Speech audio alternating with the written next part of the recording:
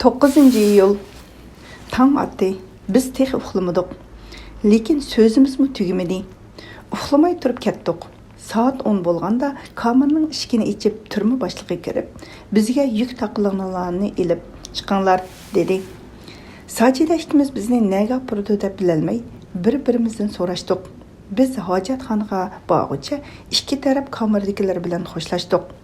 Boshqalarmi bizga baxit, oq yo'l, yaxshi kunlar tilab qoldi. Har qaysi o'zining yaxshi so'zini aytib xo'shlashdi.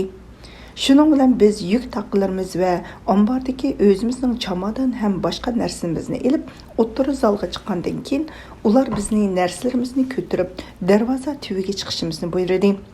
Bir qancha hanzu mahbuslar kelib bizning narsalarimizni ko'chada turgan qora jip mashinaga soldi. U hanzularmi bizga yaxshi tilaklar bilan xo'shlashdi.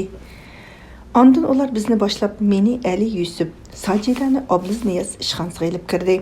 Men bo'limga kirib o'tirgandan keyin Ali Yusuf hukm e'lon qildi. Şinjan bo'yicha birinchi qitim ayollar ichida mushundaq masala bilan oldimizga kelganlar faqat sizlar bo'ldinglar. Biz sizga birinchidan qiz bola, ikkinchidan o'quvchi ham yosh, jamiyatda ishlab ko'rmagan va oila ahvolingizni tekshirib chiqib, ota-onangizning kishilar orasidagi inovatini e'tiborga ilib ko'p e'tibor berdik. Bo'lmasa 15 yildan tuvan kesilmaydingiz. Kengchilik bilan 3 yil lavjov chorasi ko'rildi, dedi. 15 yil kaskidak biz nima jinoyat qildik? Mushu bir kichik ish uchun 15-20 yillar kesmoqchimisizlar? Tova, kishilarning hayoti shunchalik qimmatsiz narsami? Kunlar, yillar u bir odamning hayoti. Mushunchalik kaskidak nima jinoiy ish bor? Men hayronman, dedim. Ali Yusufning ochig'i keldi. Bilamsiz, sizga mushu 3 yillik kesimni keltirguncha biz qancha tirishdik?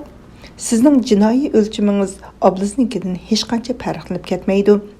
Oblizning sinf tarkibini inovatga olmasak, jinoyat tarafdan qanchalik farqinglar bor?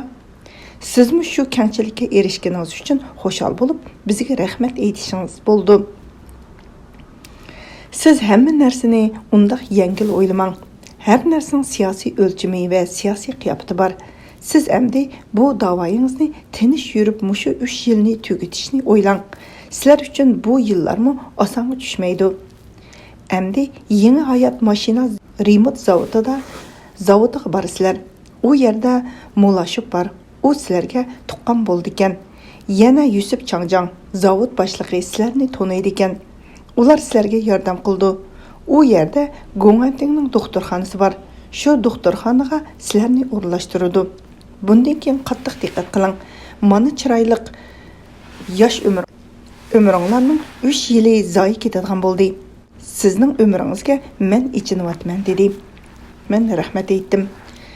Sajida, men Ali Yusuf, Obliz Niyaz, Qaynil 5imiz darvoza tugiga chiqdik.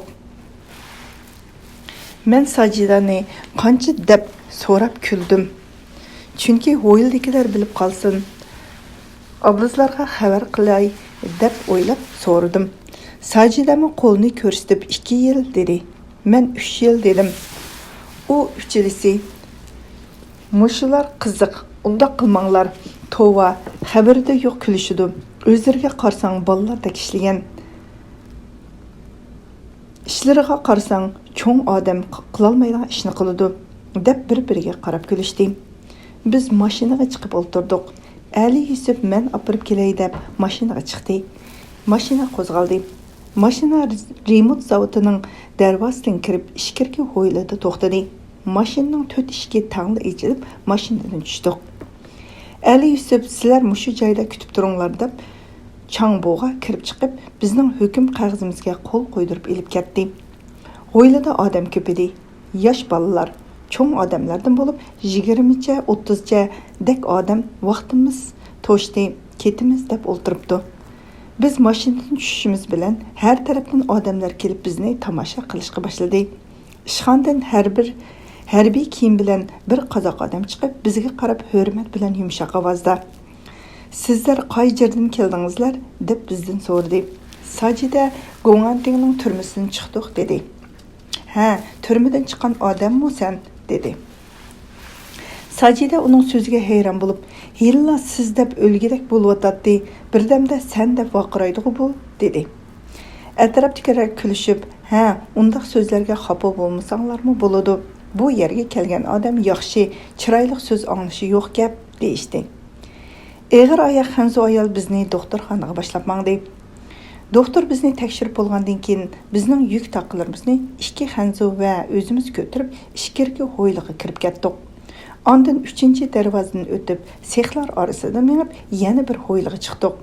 U yerdan bizni boshlab kelgan Hanzo Mahinur deb to'g'ilgandan keyin o'ng qo'l tarafdagi ichkirgi hovlidan paka bo'yliq, o'ruq yuzlari oftobda kuyib qardab ketgan, qalin qora qashliq, chechini 2 ko'tirib tüvidən boğub sangıltıb qoyğan tar, qısqa shim kiygan, üstüdə Xitay pasında tik yaqlıq nipis kök köynək, putada barmaqqa ilib alğan xeyman suratning oyoq kiygan bir yosh ayol yugurib chiqdi va bizni ko'rib, "Yaxshimisizlar?" deb ko'rishib, ondan u Hanzoning buyrug'i bo'yicha bizni yotoqqa o'rlashtirish uchun so'l qo'l tarafdagi ishkirga yotoq hovlisiga ilib kirdi. "Nima degan ishkirmi hovlilar bu?" deb hayron qoldik. Ishkirgi hovlimi shundoq cho'ng edi. Bizni cho'ng zaldak 2 qavat taxtay supuliq bir uyga boshlab kirdi. U uyda faqat deraza tuvida 2 kishilik bir o'rin siliqliq turadi. 4 odam kirib bizning barliq narsalarimizni obizga qilib aqtirishga boshladi. Biz Maynurdan bu yerning ahvollarini so'rashtirib, so'zlashib turardik. Shu orada yotoqqa Mulashev Duyjan kirib keldi. Men uyning o'ttirsidagi do'ngakka yo'linib turatdim. Mulashev, "Ha, gul so'yun, mashina avatibmi oldirolmaydigan qizlar edinglar. Endi o'z oyog'inglar bilan keldinglarmi? Qancha yil?" deb so'radi. Sajida 2 yil degandan keyin "So'yingil senchu?" dedi. Men 3 yil deb javob berdim. 3 yil deb tanglini chikildib beshini chayqadi. "Sizlar ota-onanglarni o'ylamamsizlar? Sizlarning dardinglarda sarang bo'lay deb qoldi. Dadang kasal bo'ldi. Ularga uvol emasmi?" deb qayibla ketdi. Men gap qilmay to'riga yo'linib turib qoldim. Mulashev Duyjan so'zlab chiqib ketdi. Obizga qilg'uvchilarmi tekshirib bo'lib chiqib ketdi. Shu orada tushlik tamoqqa gudikchilindi. Eshikdagilar qaytib keldi. Eshikdan uzun gullik ko'ynak ustidan ko'k yilin chopan ham uzun qora shalvar, beshiga oq yog'liq chekkan, oq seriq, chiqir ko'zlik, seriq chashliq, yumaloq yuzlik, illiq chiroy, ko'rinishda yezi ayolni eslatadigan bir yosh ayol kirib keldi. Kulsa og'zidagi bir tal oltin tishi paqirab ko'taradi. Maynur bizga bu yoq qumulliq Voshir qassobning qizi Zo'ram deb tanishtirdi va kesin vaqti 2 yillik deb o'zini davlatlik naqshi usul ansamblining artisi bo'lib ishlagan 3 yillik kasdi deb tanishtirdi. Biz paranglashib o'ltirib tamoq yedik. Ishga chiqish uchun gudakchilindi. Hamma kishi ishga mangdi. Bizni yarim kun dam olsin deb qoldirib qo'ygan edi. Keynidan ishga chiqib chaqirib keldi. Sajida bilan ikkimiz bir zambilni ko'tarib ishga mangdik. To'mirchilik sexining oldingi tarafdagi hovlida ishladik. Bizning ishga chiqishimiz bilan butun sexlarda bizning turmadan chiqib kelganligimiz anglanib, odamlar sexining deraza eshiklariga sig'may, birining ustiga birisi yomshib deganda qarashatdi. Bizning Go'ngantingning turmisidan kelgan xabarlarimizni barliq mashina remont zavodidagilar anglab xabar tepib, bizning ustimizdan har turli hikoyalar eg'izdan eg'izga ko'chib so'zlanib yurgan ekan. Shuning uchun bizning bu yerga kelishimiz mashina remont zavodi bo'yicha alohida bir ish bo'ldi. Har sexda necha yuzlagan odam ishlaydigan bir qancha sexlar bor. Shuncha ko'p odam deraza eshiklaridan bizga qarshib, odamni xijolat qiladi. Biz qo'rinib nima qilishni bilmay o'diqib qoldik. Biroz ishlagandan keyin Mulashev Duyjan Sajidani boshlab elib ketdi. Biroz soatdan keyin qaytib chiqdi. Ahvolga qaraganda uni bir boshdan so'roq qilib chiqqan o'xshaydi. Kun shunda qisiq edi. Xuddi quyosh nurlari faqat bizga tushayotgandek bilinadi. Biz ishdan tushib, yuyinib tozlangandan keyin taxtay supiga selingan kigiz ustiga bir yog'liqni dasturxon qilib yeyib, to'timiz oshxonadan elib chiqqan tamoqlarimizni qo'yib, tamoq yeyishga o'tirdik. Zo'ram xijolat bo'lgandek kulimsirab turib, "Sizlar ishpiyon ekansizlar-a? Ishpiyonlarni shundoq sart Eski odam qo'rqidek yomon odamlar degan edi. Sizlar chiroyli ishpiyonlar ekansizlar-ku, dedi. Biz kulishdik.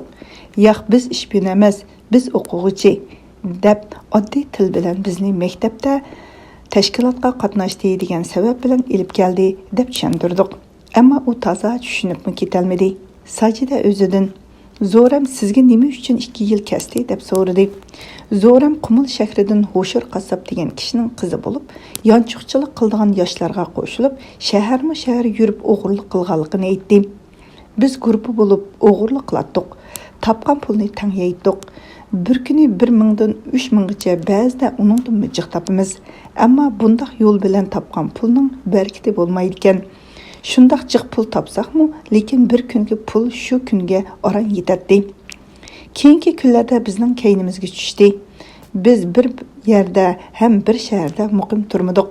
Mening oxirgi qitim qilgan o'g'irliqim Tuli shahrida bo'ldi. Bu mening yodimdan hargiz chiqmaydi. Biz Tuli shahrining cho'ng magaziniga kirgan edik. Yezdan kelgan qozoq bo'yi bir yog'liq pulni ko'tarib, magazinga kirib mol olmoqchi bo'lgandi. Men u pulni o'g'irlab oldim.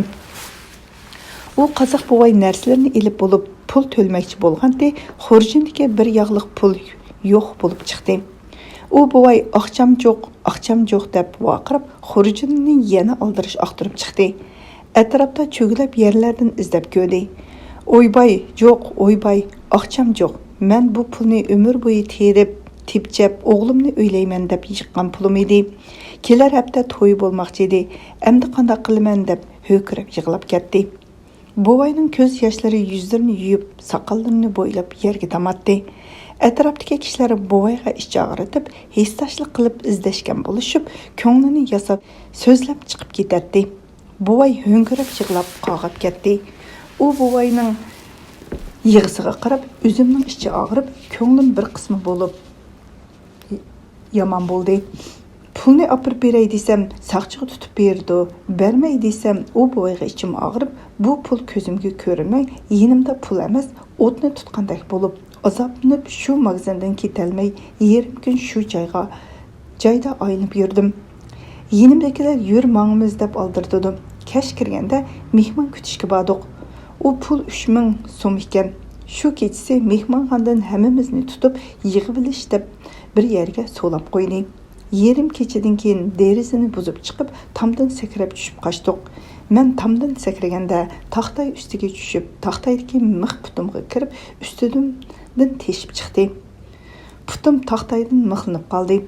Boshqalar taxtayni tortib yurib oran deganda mixni sug'urib oldi. Putumdan chiqqan qon oyoq kiyimining ichiga to'shib, mangan yo'limda iz bo'lib qoldi. Putum ishib ketib, mangalmay oqsab qolmandim. Biz Urumchi poyezd stansiyasiga berib Xitoy shaharlariga ketmak uchun bilet almoqchi bo'lgan yerimizdan bizni tutish uchun kelib turgan soqchilar tutib meni udul mushu joyga ilib keldi. Meni 4-oyda kesib materiallarimni hozirlab tutolmay yurgan ekan, "Mana shunday qilib kelib qoldim" dedi. Üçümüz diqqat bilan Zo'ramning so'zini anglab o'ltirib, tomoqni yeyishni unutib qopdik. Men Zo'ram, u pulni keyin saqchiga topshirib berdinglarmi deb so'radim. Zo'ram nerdigini, u pul poyezd stansiyasiga kelguncha tugab, poyezd biletlik pul qolgan edi. Yana bu yo'llarda nurg'un pul o'g'irlab elib kelgandik, umi tugidi dedi. Hammamizning hiyliqi buvayga ichimiz og'ridi. Zo'ram shu buvayning qog'ishiga ketdik. U buvay ko'nglimdan hargiz ketmaydi deb jim o'tirib qoldi. Tomoqni yeb bo'lgandan keyin Sajida Maynurdan "Siz shundaq yuqori davlatlik naqshi usul ansambldan qanday qilib bu yerga kelib qoldingiz?" deb so'rab qoldi. Menmi bilgim kelib qiziqib Maynurga qaradim. Maynur mayus kulkisida kulimsirab demaymi degandek bo'lib turib kelib so'z boshladi. Men markaziy naqshi usul ansamblda naqshchi bo'lib ham usulni o'ynaydim va shu kasb bilan ishlab keldim. Shu orqali bizning o'mak bilan dunyoning ko'p joylariga berib keldik. Men yaxshi tonilib, ko'tarilib qolgan edim. 61-yildagi davlat bo'yicha yuz bergan ocharchilik vaqtlarida hamma yerda narsalar qiz bo'lgandek, Beyjingdami bu ahvollar yuz berdi. Shu vaqtida bizning o'makning artisi Guli degan qiz pokistonliklar bilan tanishib, Pokiston konsulxonasiga kirib, shu yerdan yemak-ichmak va har turli narsalarni olib chiqib yurdi. Shuning orqasida u yillardagi ocharchilik vaqtida biz qiynalmay yashadik. 62-yillarga kelganda Guli orqali Pokiston konsullari bilan men tanishib qoldim. Biz Pokiston konsullariga tez boradigan bo'ldik. Jungo hukumati bizni ko'rib qolmasin deb, Pokiston konsulining mashinasi ichida yetib, ustimizga bir narsa yepib, mashina ichida bizning bor yo'qligimiz bilinmay kirib chiqib yurdik. Konsulxonaning ichida ziyofat dasturxonlari, har turli ichimliklar va har turli musiqa naqshilar, tanslar bilan o'ynab, kulib, xo'sh vaqt o'tkazdik. Ba'zi kunlari konsulxonada qo'nib qolgan vaqtlarimizda bo'ldi. 62-yili aprelda Guli bir kuni mangmu demasdan Şinjanga ketib qoldi. Keyin angsam Gulining berishiga G'ulji chegara vaqasiga to'g'ri kelib, chegaradan Sovetlar Soyuziga o'tib, bir tatar yigiti bilan to'y qilib, Tataristonga ketibdi deb angladim. U ketgandan keyin men o'zim Pokiston konsuliga berib kelib yurdim. Buni hech kim bilmaydi deb yursam, keyin menga billa ishlaydigan bir Xanzu qizi yaqinda seni qo'lga oladi. Sening konsulga kirgan yerdagi rasmlaringni tortib olgan ekan. Balki mushu bir necha kun ichida seni qo'lga olib ketishi mumkin degandan keyin qattiq qo'rqdim. Shu kuni yuk taqlarimni olib hech kimga ko'rinmay poyezd orqali Urumchiga keldim. Endi qutuldim. G'uljiga berib, men bir amal qilib Sovetga o'tib ketsam degan umid bilan poyezddan yuk taqlarimni ko'tarib tushib kelyapsam, oldimga shundoq chiroyli bir yosh yigit poyezdning eshik oldiga kelib, "Yaxshimisiz, Mayinur, qiynalmay, salomat keldingizmi?" deb qo'limdagi yuklarimni oldi. Men hayron bo'lib, "Bu odam kimdi? Men ko'rgan odamdek emas-ku" deb, "Siz meni nerdan taniysiz? Mening kelganimni nerdan bilsiz?" deb so'radim. U yigit, "Men sizni uzundan tanıyman. Men sizni sahnada ko'rib, sizga ko'yib qolgan edim. Har vaqt sizni o'ylab, sizni surishti qilib turatdim. Yaqinda siz bilan so'zlashsam deb, sizning o'makka telefon bersam, u yerga Uyg'urlar sizni Şinjanga minib ketdi degandan keyin Xitoydan kelgan poyezdlardan sizni kutib yurdim. Mana bugun sizga uchrashdim. Yaxshi ish bo'ldi" deb shunda xo'shal, samimiy va haqiqiy ko'ngli bilan yaratganligi yuzidan ko'rinib turadi. Men burun sahnadan naqsh etayotganda meni ko'rib oshiq bo'lib, meni izlab kelguvchilarim bo'lgan edi. Menmi bu odamni shundoq yurgan odamdi deb o'yladim. Shuning bilan yuk taqlarimni mashinaga silib, meni ajoyib katta chatal mehmonxonaga elib bordi. Shundoq yaxshi kutib elish bilan shu mehmonxonada turdim. Lekin mehmonxonadan sirtqa chiqay desam, kutuvchilar va eshikda kuzat qiladigan odamlar menga "Sizni ketmay meni kutib tursin, men berib billa bozorga chiqamiz" dedi. deb meni yotoqqa qaytardi. Kech kirganda kutuvchilar kirib, u odamdan telefon keldi. Bugun u odamning xizmati bek aldirash bo'lib kelolmabdi. Erta soat 10larda tayyor bo'lib tursin, men borman deb telefon berdi, deb kirib aytib qo'yib ketdi. Shundoq so'zlar bilan kelib, mehmonxonadan chiqolmay o'ltirib qoldim. Erta soat degan uyga qaraydigan ayol kirib, "Sizni narsalarni yig'ishtirib tursin, buningdanmi yaxshi joyga ilib borman" dedi, deb qo'yib chiqib ketdi. Men bütün narsalarimni yig'ishtirib bo'lib, yaxshi yerga aparsa deb yuz ko'zlarimga sahnaga chiqadigandek to'liq kirim qilib yasandim. Quloqimga mo'ramga tushib turadigan yo'g'on halqa, bo'ynimga necha qur marjon va bo'yinchoq zanjirlarni qo'rsqimga tushgidek uzun qisqa qilib taqdim. Chechimni egiz ko'tarib yo'g'on lentlar bilan bog'lab, ozroq chechimni sug'urib chiqib, yuzimga va peshonamga tushirib yasandim. Putumga inchiki egiz pashliq oyoq kiydim. Tor, qisqa qora yubka, tor qizil yangsiz kofta kiyib yasnib o'ltirdim. Degandek u odam soat 12lar bilan yetib keldi. Shundoq muhabbatlik va shundoq chiroyli ko'rishdi va oldirash xizmat munosabati bilan kelolmadim deb kechirim so'rdi. Ham meni buningdanmi yaxshi yerga opirib o'rinlashtirilganini aytdi. Menmi xushal bo'ldim. Biz ketdik. Xeyli mangandan keyin mashina bir cho'ng ho'yliga kelib kirdi. Men u odamdan "Bu qayer?" deb so'rdim. U odam "Men aytgan yer mushu" dedi. Men ajablandim. mehmonxonadamı chiroyli yerga opiraman degan edi. Bu yer mening ko'nglimga ko'ngilsizliklar keltirib qo'rqinchli ko'rinadi. U odam men hozir ishxonaga kirib pul to'lab chiqaman deb kirib ketdi. Mashinaga boshqa bir odam kirib o'tirdi.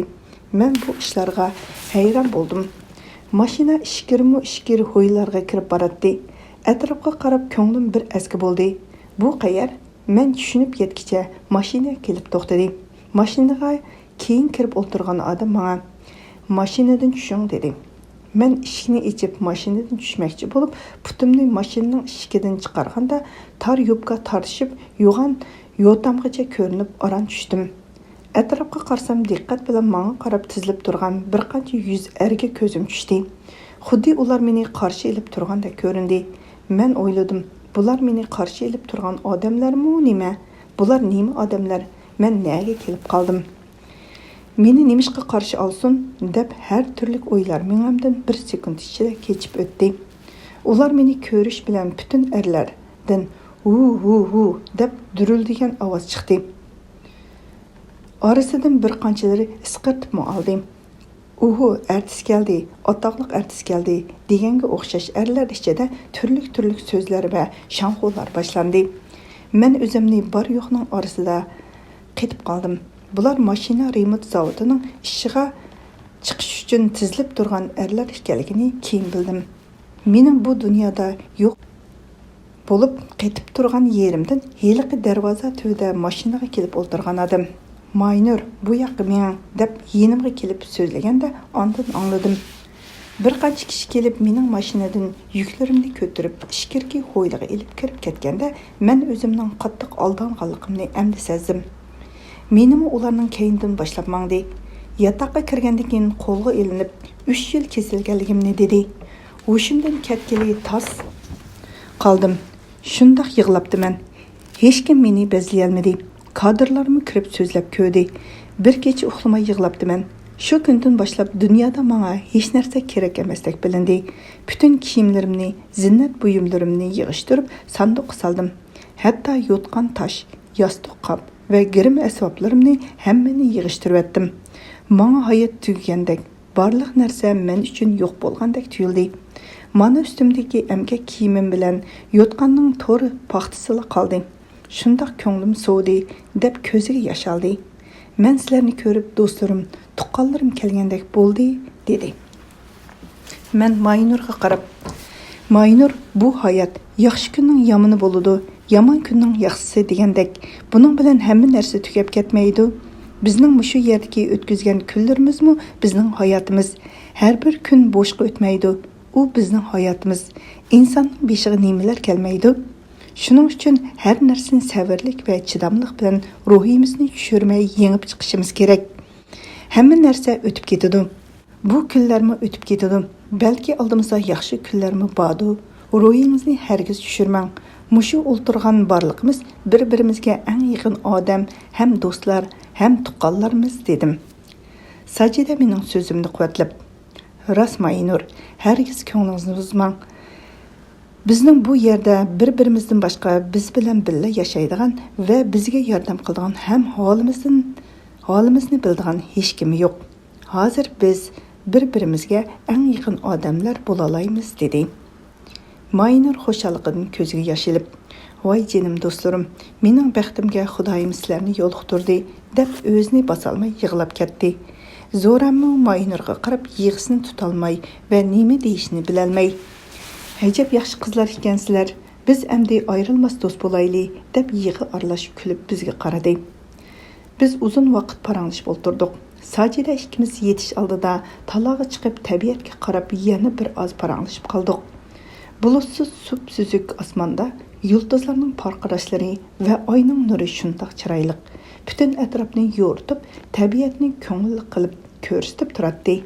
Hem yıkımlıq sap hava odam ko'ngliga huzur bag'ishlaydi. Tabiat nima degan güzel. Bir az o'ltirayli-chu deb bir soatdek o'ltirib, ondan kirib yotdik. Bizning emgak bilan kurash qilishimiz mana shuningdan boshlandi. Ko'rguningdan ko'pdir ko'rmagining, ko'rmaganni ko'rarsan o'lmagining deb aytgandek, texi oldimizda qanday kunlar bordi. Ablis bilan Zununning qo'lga ilinishi. 63-yili 7-oyning 13-kuni shanba. Ertagan ishqa chiqishim bilan put qo'llarimning obdobda kuygan yerlari o't bosgandek vijildab ichishyapti. Og'rig'iniga chidamasdan bir yerda turolmay tipirlab ketdim. Havomu qiyirishgandek qizdirib odamni beorom qiladi. Bir oz ishlagandan keyin suv ichish uchun sexlar orasiga selingan suvxonaga kirdim. Kurishkaga suv quyib, endi ichay deb qo'limga ilishim bilan suvxonaning keynidagi sexdan 20 necha yoshlardagi egiz bo'yliq, gavdalik yosh bir bola kirib keldi. "Söyüngül, qanday ahvolingiz? Salomat turamsiz? Qiyinchiliginglar bormi?" deb xuddi ko'ni tanishlardek hol so'rab ketdi. Hayron bo'lib, "Men bu odamni ko'rganmi?" deb qarab o'ylansammi, lekin hech ko'rganim yodimda yo'q. Salamni ilib qo'limdagi ko'rishkini ko'tarib chiqib ketmoqchi bo'lgan edim. "Söyüngül, to'xtang.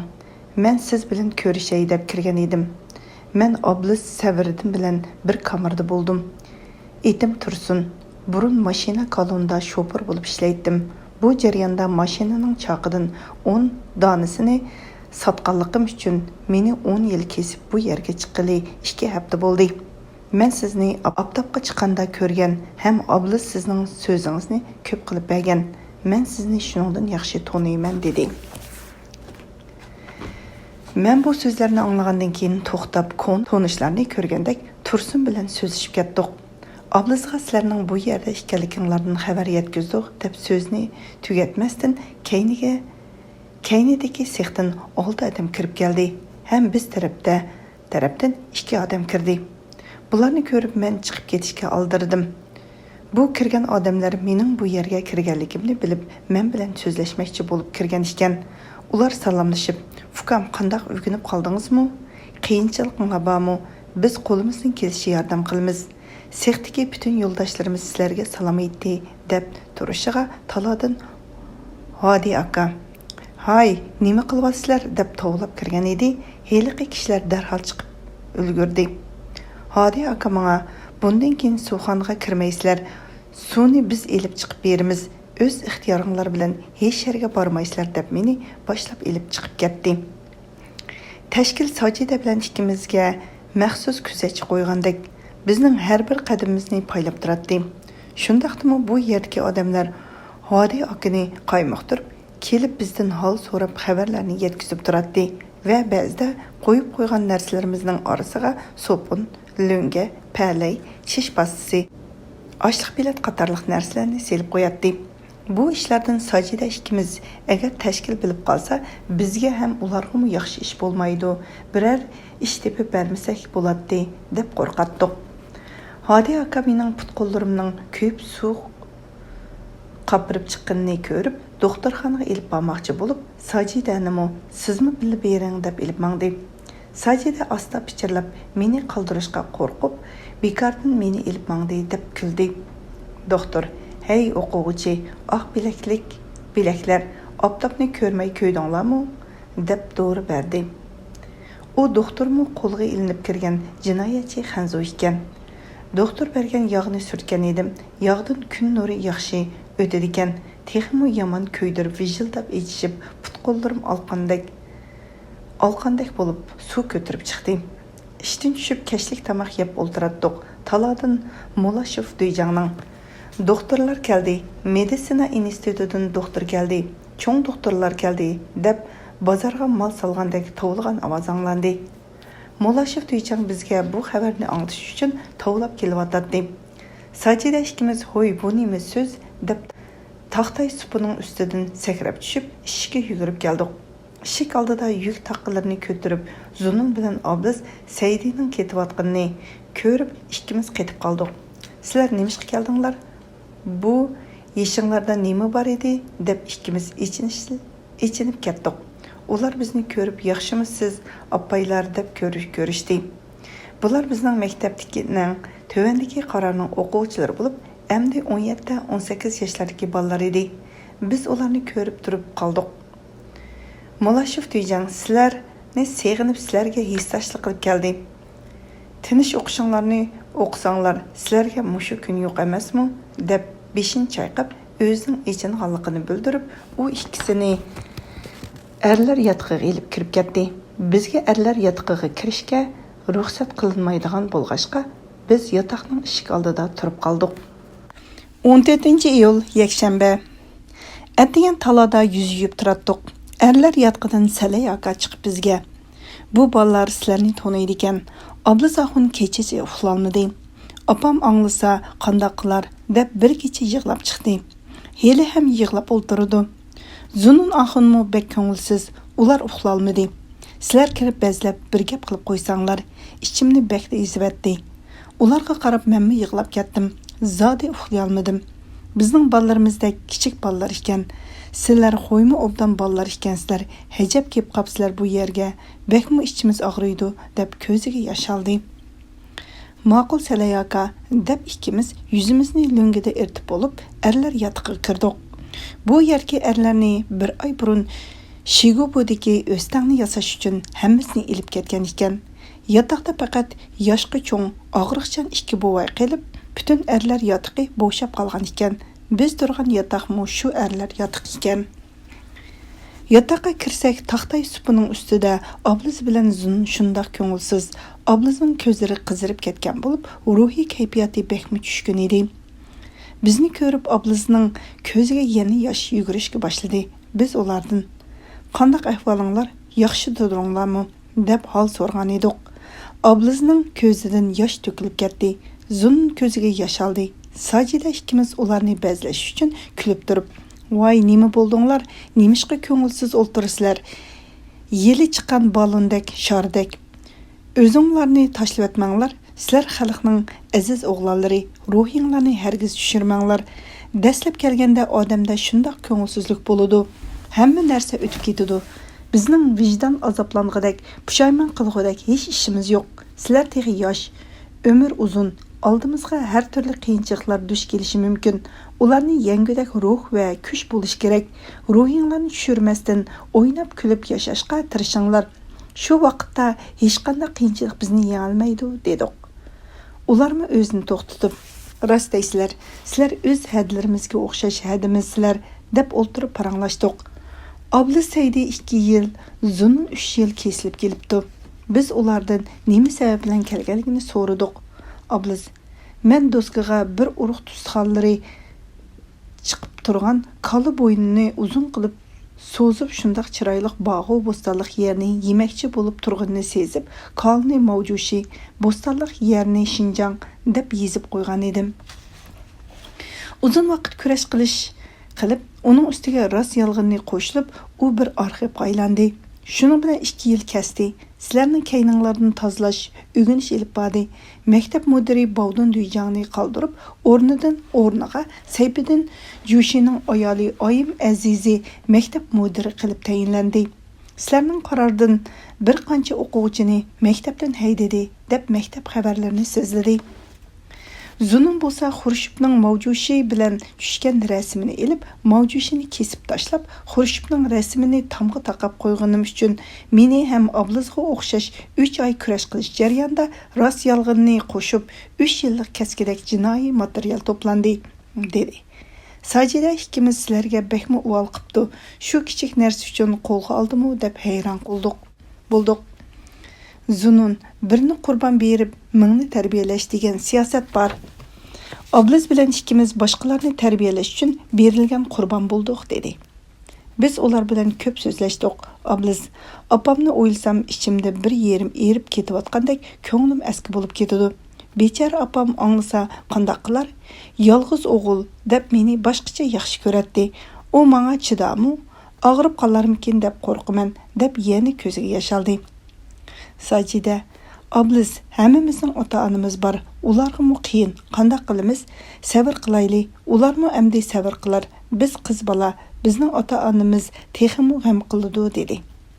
Men bo'ldi. Amdi hamma ishga chidab sabr qilib yengishimiz kerak. Turinglar, talaga chiqib atrofga qarab, kishilar bilan aralashinglar. Bu turmushqami o'g'inish kerak, dedim. 17-iyul chorshanba. Tepilmagan xat. Putumdaki suv qapargan yerler kunning qayta köydürüşü, çang topa qo'nishi bilan buzilib, suv chiqib texmi yomon bo'lib ketdi. Ishga aram minib chiqdim. Hadi akaga doktorga berishni iltimos qilib, ruxsat so'radim. U odam o'z o'rniga ikkinchi bir odamni qo'yib, doktorga mening bilan birga Sajidanimi ilib bangdi. Biz sexlarning oldingi eshigiga kelganda, eshikdan heliqi oblizning yenidan kelgan Tursun bilan yana bir yosh bola birga chiqib salomlashib, "Voy Hadi aka, qandaq ahvolingiz? Salomat turamsiz?" deb Hadi akaning qo'ltig'iga kirib oldi. Tursun bilan birga chiqqan odam Sajidani gapga selib, bizdan 2 qadam keyinda qilib mangdi. Tursun Hadi aka bilan qizg'in paranglashib ketib etib, bir parcha xatni Sajidaning oldiga tashlab etib, qo'li bilan tez ol degan ishoratni qildi. Sajidamning o'tqib birsi ko'rib qolmasin ekan deb oldirab xatni oldi. Men bilmaganga selib ular bilan qatorlashib mangdim. Oldingi taraf sextikilar eshik derizlarga yamishib, bizga qarab bir-birsiga "Ashu ikkisi shu" deb tonishtiratdi. Sexning ichidan "Hay, nima qilyapsizlar? Bu yoqqa o'tinglar, ishlanglar" deb odamlarni ishga haydaydi.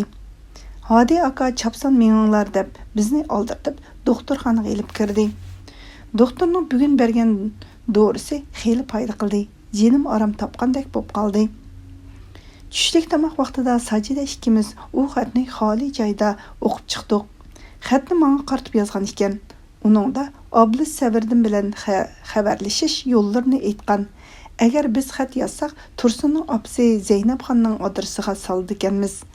Ondan shu ayol orqali Go'nganting turmisiga yetkazib, shu orqali oblislarga topshirilganligini aytgan ekan. Hem ularga bizning mushu yerda ekanligimiz to'g'risida xabar yetkazganligi to'g'risida da yezibdim. Ikkimiz bu xatni o'qib chiqib, oblisiga xat yozishni o'ylandik va adreslarni yo'qotib olmayli deb xatni sanduqqa silib, og'izni quluplab qo'yib, ishga chiqib ketdik. Ishga amdi tushib ishlayotdik. Molashev Duyjang ishga kelib meni chaqirdi. Sajida, Zunun oblislarga menga qarab qoldi. Men yana nima ishda bayram bo'lib, ishxonaga qarab ketdim. Ishxonada Molashev Duyjang yana 2 odam o'tiribdi. Men ko'rsatgan yerga berib o'tirdim. Molashev Duyjang qapqini turgan holda, "Tursun sana nima xat berdi? U xat qani?" "Men qanday xatni deysiz? Men hech qanday xatni ko'rmadim" dedim. "Sen yolg'on so'zlama. Hadi sen bilan Sajidani doktorxonaga elib ketib borganda oldingi tarafdagi sexdan Tursun bilan erkin chiqib Hadi bilan so'zlashib turib, Sajidaga sana yozgan xatni tashlab bergan. Sajida yerdan engishib elib sana bergan shundaqmi?" deb Molashev Duyjang ko'zimga qarab, "Endi tinib ketolmaysan" dedi. Men yana o'zimni xotirjam tutib, "Undaq narsadan xabarim yo'q. Sajida menga xat to'g'risida bir narsa demadi.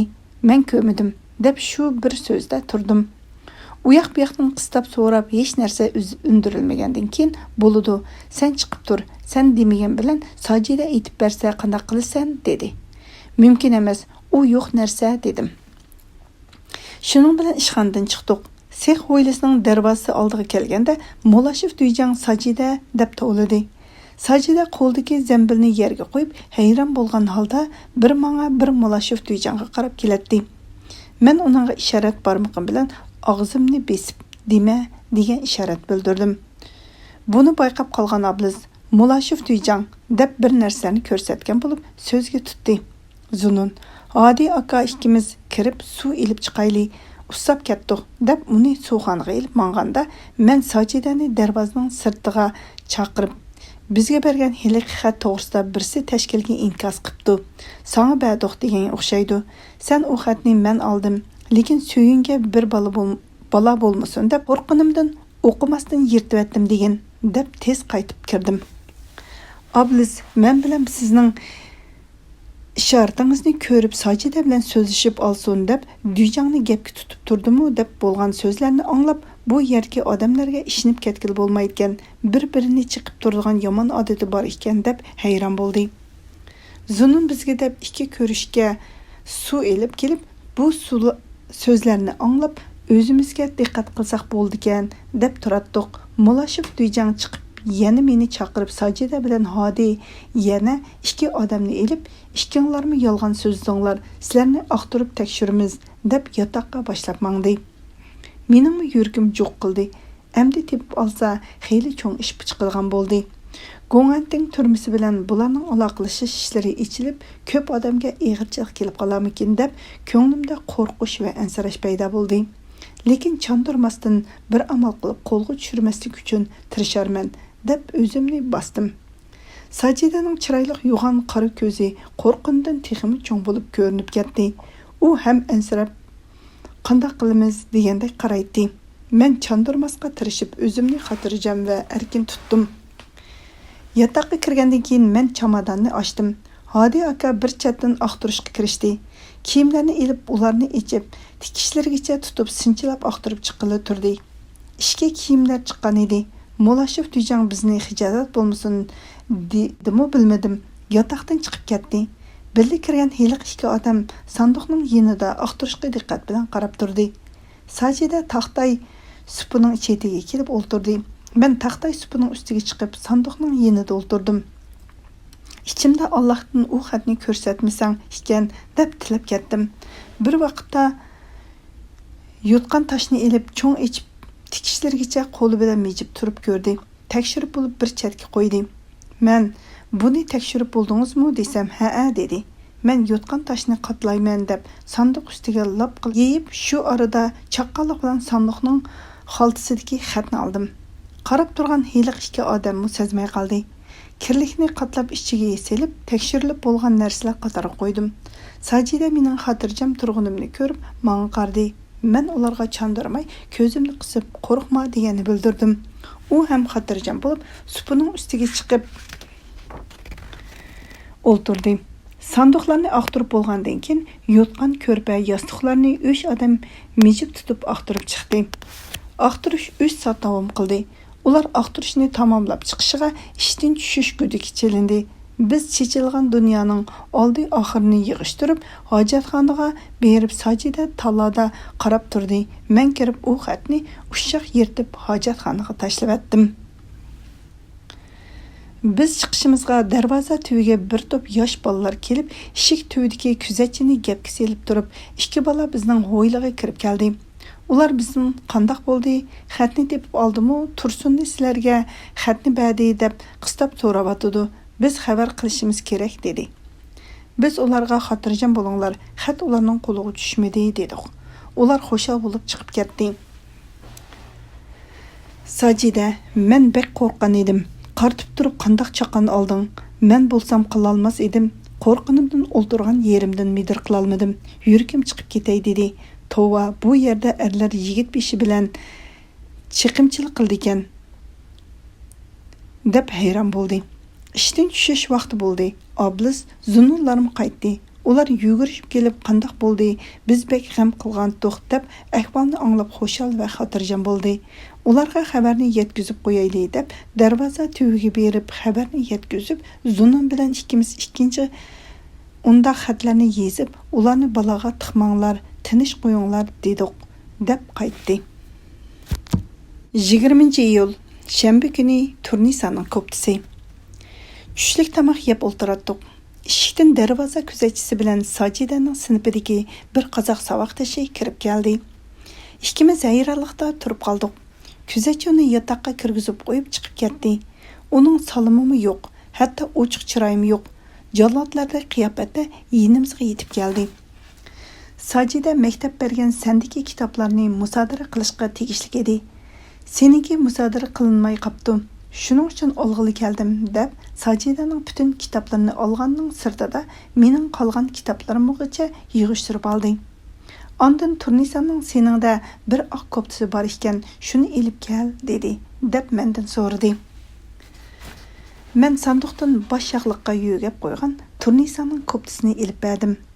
Bu kopta biz qo'lga ilinib bir oydan keyin maktab narsalarimizni avatib bergan chaqda birga kelgan ekan va uningga men uni uydagilar kelsa Turnisaga olib berishni topshirib berarman deb yurgan edim. Yaxshi bo'ldi dedim. u kitoblarni va ko'ptini elib qapqini ochmasdan xo'shmi demasdan tonimaydigan odamga qilgan muomaladek muomala qilib chiqib ketdi. Ikkimiz 20 minutdak uning kaynidan hayronlikda ko'ngilsiz holda qarab qoldik. Sajida, tova, bu mening 4 yillik bir sinfdagi saboqdishim. Mushu yerga kelib hech kim yo'q. Biz bilan xoli uchrashishga to'g'ri keldi. Qandaq ahvolinglar, qandaq ketib borisizlar, salomatliginglar yaxshimi deb qo'ysa, kim uningga esilib oldi? Pozitsiyasining so'g'uqligini ko'rmamsan, bu yerga kadrlarmi unchalik emas. Agarda u hol so'rab, ikki ig'iz chiroyli gap qilgan bo'lsa, u bizning ko'nglimizda hurmat bilan mangu saqlanib qoladi. Ajoyib ha dedim. Sajida menga qarab, sen ko'ngilsiz bo'lib qolding-ku, nima bo'ldi deb ajablandi. Saji, o'zing bilsan, Turnisa bilan eng yaqin do'stlar bo'lib, shuncha yillar birga yashadik. Men uningdan hech narsani oymay, chin ko'nglimdan hurmat bilan do'st bo'lib kelgan edim. Endi bir ko'ptisini surishtirib kishavatibdi. Men o'zimmi qanday yomon kunda bo'lsammi, uning kiyimini ilib qolmas edim. 20 metrdan tikilgan qisqa yang, yoqisi o'yilgan qisqa bir ko'ynak, hech qancha bir pulliq narsa emas. Agar men bo'lsam do'stim turmadi deb o'z kiyimlarimdan yaxshisini tanlab, uningki qopdi deb avatib beratdim. Uning do'stlik ko'nglining qanchalik ekanligini belgilab beradigan bu bir kopda ishi meni bek ko'ngilsiz qildi.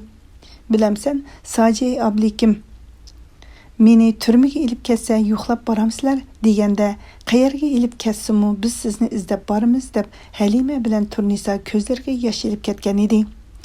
Abliki meni yo'qlab borganda tamaka bilan sopin ilib beringlar bo'lamdi deganda, u ikkisi biz siz chiqishcha holingizdan xabar ilib turamiz deb va'da qilgan odamlar edi. Endi bizning do'stligimizning qiymati 20 metr oq burchilik, bo'zchilik bo'lmadi.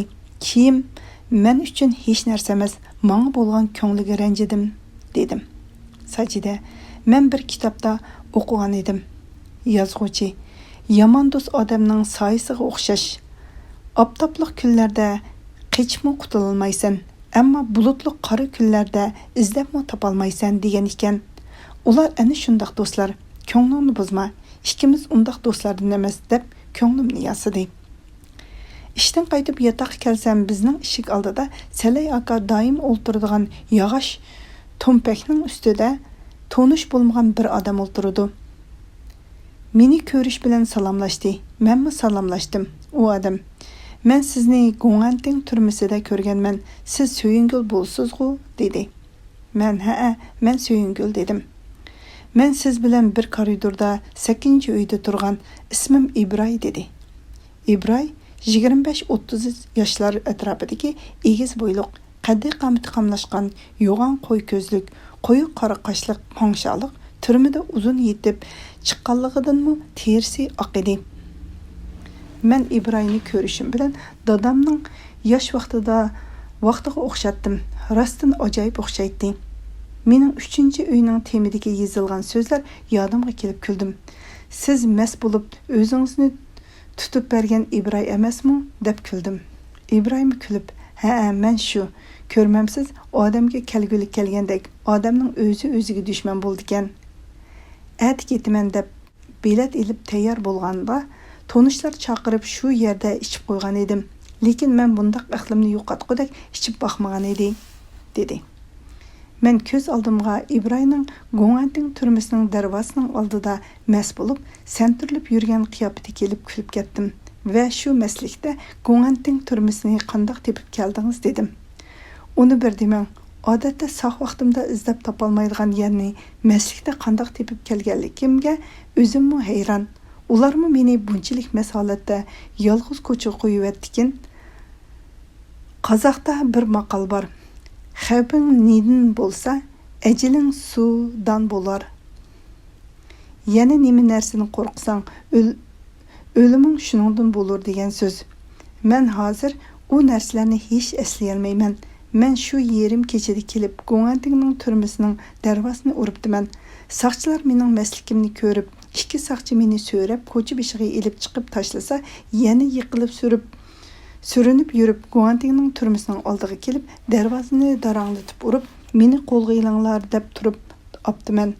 Shundaq qilib 3-chi martaba kelganda xanzucha til bilan meni qo'lg'ayninglar, men yolg'on tonishtirish bilan keldim deb aytibdiman. Xudoyim saqlab boshqa gaplarni chiqarib qo'ymaganligim uchun xushal bo'lib, Allohga shukrlar bo'lsin deb ketdim.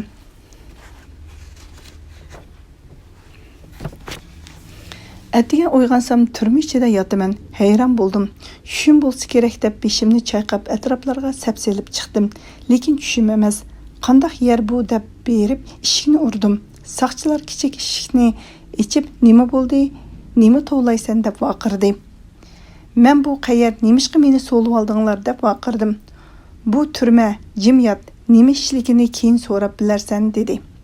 Men so'roq ustida yolg'on tonishtirishni ularga bu yolg'ondan yasab olgan tonishtirish deb topshirganligimni aytdi. Ular tekshirib ko'rsa, rostdan yolg'on tonishtirishligi aniqlanibdi. Yenimdagi 1000 so'm pulni musodir qilib epdim. Shuning bilan 15 oy turmada qoldim. Ular meni nima uchun Urumchiga kelding, nima vazifa bilan kelding, bo'lmasa shundaq chegara vaqasi qo'zg'alish oldida bundaq jiq pul bilan yolg'on tonishtirish orqali kelishing sening bir vazifa bilan kelganligingni ko'rsatib turadi deb ko'p qistadi. Men faqat undaq ishlardan xabarim yo'q. Bo'lmasa shundaq vaqtda bu yerga kelamdim. Men bir oddiy yog'ochchi ustaman. Yog'ochchilikqa kerak qoral saymonlarni elish uchun kishilardan qarz pullar elib keldim deb bir so'zda chingtirib oldim. Ularning boshqa aniq paketi bo'lmaganlikdan yolg'on tonishtirish yasagan uchun 3 yil kesib bugun bu yerga elib keldi dedi. Shu arada Sajidami yetib keldi. İbray bilan bir cho'chaklik va bir qora do'nglik tonish bo'lib chiqdi. Biz xeyli uzun so'zlashib turib qoldik.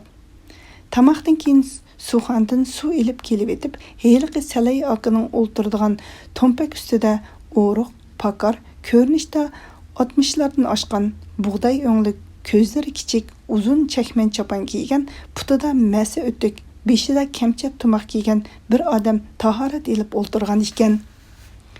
Meni ko'rib, "Qanday qizim, tinish amon turdilimi? Salomatmi sizlar?" deb salomlashdi. Men hurmat bilan salom qaytardim va bu yerga qachon keldilar deb so'radim. Chunki gap qilmay salomlashib kirib ketishga xijolat bo'ldim. Cho'ng odam o'rnidan turib, hurmat bilan so'zlayotgandan keyin hol so'radim. Men bu yerga bugun keldim qizim. Avu cho'ng turmada yotqili 1 yildan oshdi. Meni 2 yil kesib mushu joyga elib keldi. Bu keng osmon, havoliq yerni ko'rib Allohga shukr deb o'ltiribdiman dedi. Aka, nemishqa silni 2 yil kesdi deb bu odam nemishqa turmaga kirgandi degan o'y bilan hayron bo'ldim. Men o'zim Qashqarliq, ota-bobomdan tortib shu shaharda yashab kelgan odamlarimiz. Mening qizim Cho'chak shahrida uy o'choqliq bo'lib, 2 bolasi bor edi. Qizim menga pul avatib, "Dada, kelib turib ketsang" deb xat yozgan ekan. Qizimni, nevaralarimni bir ko'rib qaytay deb Qashqardan chiqqan edim. Men borsam Cho'chakda qosh-qosh bo'lib, butun xalqlar O'rusning yurtiga chiqib ketibdi. Men mana shu voqeaning ustiga borgan ekanman. Meni Sovetga qochish niyati bilan kelgan deb tutib olib so'loq soldi. Qizimni ko'rgili bordim desam, ishinamdigan 1 yil 2 oy deganda meni chiqarmay so'lab qo'yib, endi 2 yil emgak bilan o'zgarsan deb kesib mushu joyga chiqadi. Qizingiz O'rusga ketibdimi deb so'radim. Ularchi bolam mahalla odamlar bo'lib birga ketib qopti. Men ulgura olmabdiman. 2 kun kechikib beribdiman deb pushaymon qildi. Men qizingizdan boshqa bolalar yo'qmidi deb so'radim. Mening u dunyolik, bu dunyolik mushu bir tal qizim edi. Onasi tugab ketgan. Endi men yolg'iz qoldim dedi. Bu odamning ovozi quloqimga tonish anglandi. Men u odamdan "Siz cho'ng turmada nechinchi uyda bo'ldingiz?" deb so'radim. Men turmaga kirgandan keyin o'nqul tarafdagi eng chetdagi binoning 1-uyida bo'ldim. Bir Xitoyni mening yenimga kirgizib qo'ydi. U kafir bo'lsa-mu, men Qur'on o'qisam, "Sen bek chiroyli o'qiysan, o'qi" deb turdi. Shu jarayonda uningdan Xitoycha zvonnimni o'rganib qoldim dedi. Mening yodimga 3-uyda yotganda menga qo'shni tomda Qur'on ovozi anglab turadi. Shu Qur'on o'qigan odam mushu ekan deb o'yladim. 28 iyul yakshanba. Bizni erlar yatqıdan köçürüp Soğanның yendiki kichik bir uyga elib chiqdi. Bu uy bir oylikning uyi bo'lsa kerak. Uyning yuqorqi yerim tarafiga kong selinib, uyning to'rida tam mashva o'choq bor edi. Tövünede bir üstel bulup çaqqan kichik bir derizlik uy edi. Bu uy bizning ko'nglimizga yaradı. Biz ko'chib joylashdik. Bugun yakshanba bo'lganlikdan bu yerga odamlarning ota-ona, urug' tuqqanlari kelib, saqchi va kadrlar orqali ko'rishatdi. Ablasi hadisi Fatima appay bilan ko'rish bo'lib, kirib bizga xabarni yetkazdi. Bizning uydagilar ko'rish uchun bir qancha qitim kelgan bo'lsa-mu, ko'rishishga ruxsat qilinmabdi. Chunki bizning tashkilotning yuqori o'rinlardagilarning yetakchiligi va qo'li bor deb gumon qilib, bu narsalarni aniqlab chiqishcha bizni hech kim bilan ko'rishtirmay qattiq diqqat qilib tutish kerak deb uydagilarga ruxsat qilmabdi. Bu xabarni obz aytib etib, Zunun bilan ikkimiz sizlarga Hodi akini maxsus kuzatchi qilib qo'yganini shu ekan deb qoldik dedi. Biz keldik. Ularning yuqorqi o'rindan bizga yetakchilik qilib qo'l uzatqudek bir odam chiqsa edi, koshki jahon boshqacha bo'lib ketadi. Ular o'z manfaatlarini o'ylab yashayotdi. Xalqning kelajagini emas, o'zining kelajagini o'ylab o'ltirgani yo'q deb ichindik. 2 kundan keyin O'stanga ketgan kishilar qaytib keldi.